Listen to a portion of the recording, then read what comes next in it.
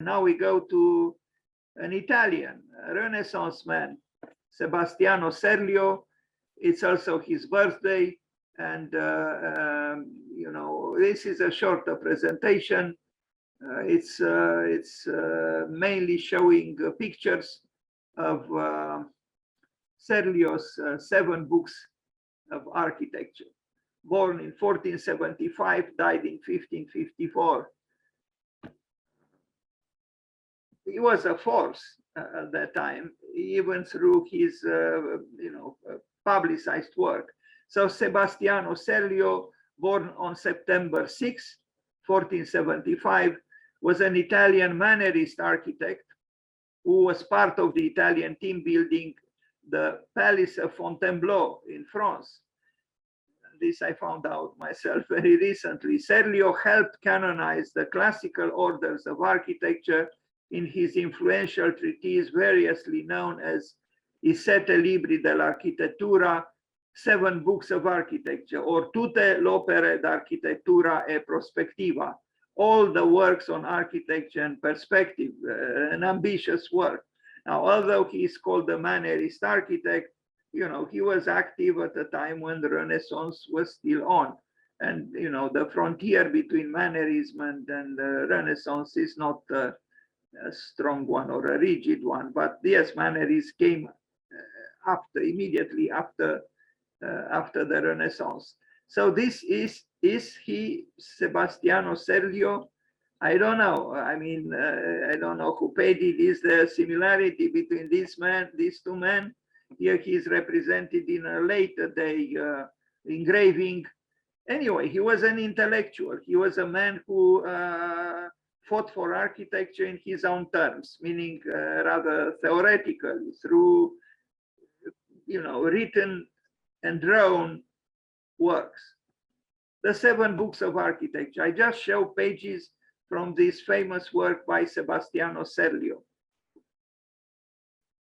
which was published in many, many editions. And it's an encyclopedic work.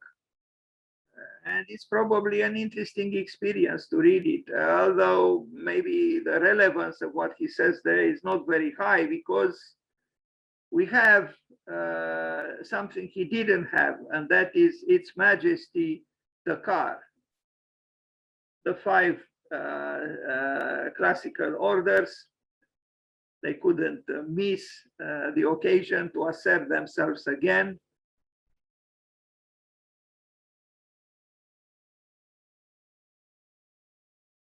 It would be nice to have again cities where you don't see cars, you know, where you can walk freely undisturbed by the speedy ones. But I guess we cannot do without them. And the industry that makes them cannot do without us buying what they produce.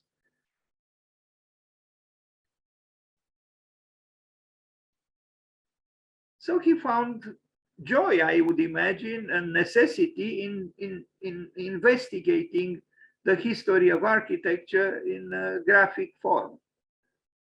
So he made these books, the 7 books on architecture.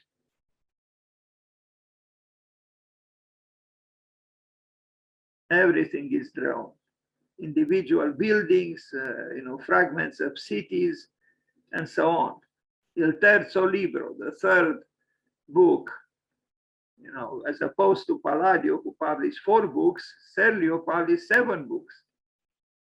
But then he was much less busy building. This is the Basilica Palladiana in Vicenza by Palladio, since I just mentioned Palladio.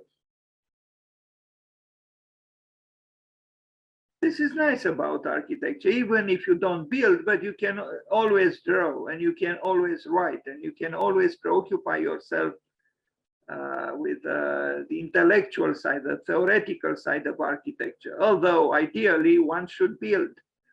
There is the true test. But maybe in today's world, maybe we should build less and think more, for a while at least. Taming man. But taming man, with the exception of his heart and mind and imagination. those should not be tamed. Serlio on domestic architecture, because he occupied himself with everything having to do with architecture. So domestic architecture was present, but here in a collective form. Il Tempietto, the great little temple by Bramante, which Palladio also drew beautifully. The Pantheon, of course, continuing to fascinate us, where maybe even the Emperor Adrian had a hand in the design of the building, it seems. He was a great connoisseur of art, an unusual emperor, very cultured and sensitive, and what can I say? I wish we have such presidents.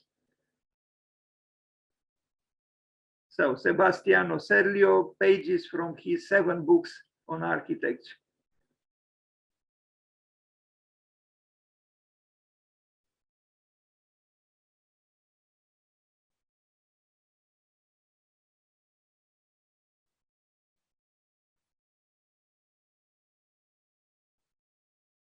So you see his signature, the double S, he made the drawings and then they were engraved by other people, I imagine. Okay, so happy birthday to Sebastiano Serlio.